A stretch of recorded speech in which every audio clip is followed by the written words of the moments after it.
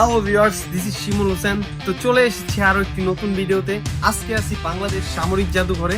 এই জাদুঘরে কি কি আছে সকল কিছু আপনাদেরকে দেখানোর চেষ্টা করব এবং এই জাদুঘরের সকল ইন্টারেস্টিং বিষয় আপনাদের সাথে শেয়ার করব। তো ভিডিওর প্রথম থেকে শেষ পর্যন্ত আপনারা দেখতে থাকেন। হ্যালো ভিউয়ার্স, কি অবস্থা সকলে? আশা করি সকলে ভালো আছেন। তো আজকে আমরা যাচ্ছি বাংলাদেশ সামরিক জাদুঘরে। আমাদের যাত্রাটি শুরু হয় ঢাকার উত্তরা মেট্রো স্টেশন থেকে বিজয় সরণির উদ্দেশ্যে। 15 থেকে 20 মিনিটের মতো সময় লাগে আমাদের পৌঁছাতে। তো বিজয় সরণি নেমেই আমরা দেখতে পারি সেই পুরাতন আমলের F7 BGI যুদ্ধ বিমান। এই টাইপের যুদ্ধ বিমানগুলো সেই মাইলস্টোনে বিধ্বস্ত হয়েছিল। রাস্তা পার হয়ে আপনারা 1 থেকে 2 মিনিট হাঁটলেই চলে আসবেন বাংলাদেশ সামরিক জাদুঘরে। প্রবেশ গেটের কাছে এসে আমরা জনপ্রতি 100 টাকা করে টিকিট পারচেস করি, আর 0 থেকে 5 বছরের বাচ্চাদের জন্য একদম বিনামূল্যে, আর বিদেশি পর্যটকদের জন্য 500 টাকা করে। ভিতরে ঢুকেই দেখতে পাই আর্মিদের সুন্দর স্ক্ল্যাপচার, যা লোহা দিয়ে তৈরি। দেখতে মনে হচ্ছিল হুবহু আর্মি দাঁড়িয়ে যুদ্ধের ময়দানে। মিউজিয়ামের বাহির থেকে পুকুরের ভিউটি অনেক অসাধারণ লাগছিল। এখন মিলিটারি মিউজিয়ামের ভিতরে প্রবেশ করছি, প্রায় চলে এসেছি। ভিতরে ঢুকেই দেখতে পাই MiG-29 যুদ্ধ বিমান, যা ছোট আকারে এখানে প্রদর্শন করে রাখা হয়েছে। এটি বাংলাদেশ সরকার রাশিয়া থেকে ক্রয় করে। পাশাপাশি বাংলাদেশ সরকারের বহরে এখন মোট 8টি MiG-29 যুদ্ধ বিমান সক্রিয়।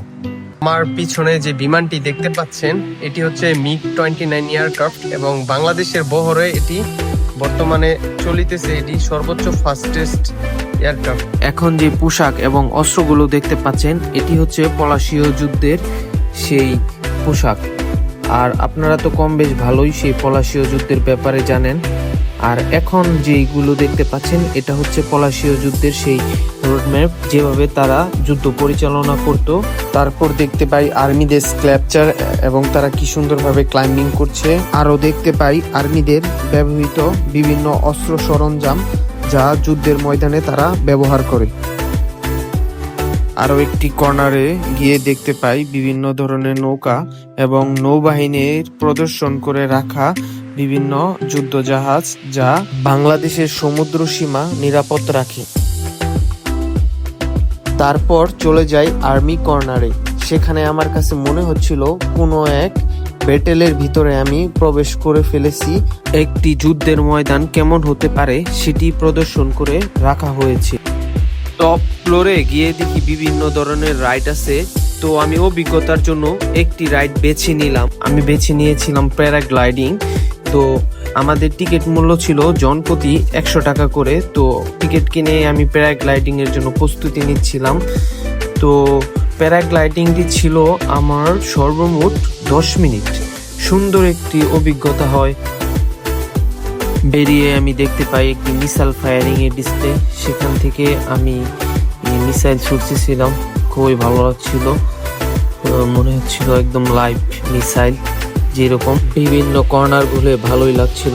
তারপর আমার একটু পাইলট হওয়ার স্বাদ জাগলো, সেই অনুযায়ী একটু পাইলট হওয়ার চেষ্টা করলাম। কেমন লাগছে আপনারা একটু কমেন্টস করে জানাবেন। এখন যে ওয়েপন্স গুলো দেখতে পাচ্ছেন, এগুলো হচ্ছে আর্মিতে ব্যবহৃত ওয়েপন্স, আর্মিতে ব্যবহৃত বাইক, আর্মিদের বিভিন্ন পোশাক আশাক।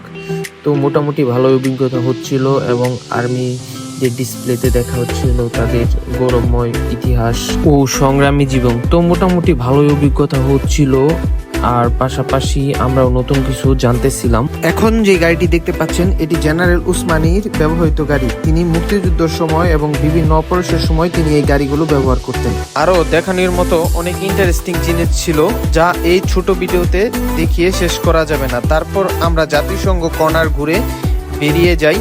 তো ভিউয়ার্স, আমার ভিডিওটি কেমন লেগেছে? সকলের যদি ভিডিওটি ভালো লেগে থাকে, আমার ফেসবুক পেজটি ফলো দেবেন এবং আমার ইউটিউব চ্যানেলটি সাবস্ক্রাইব করবেন।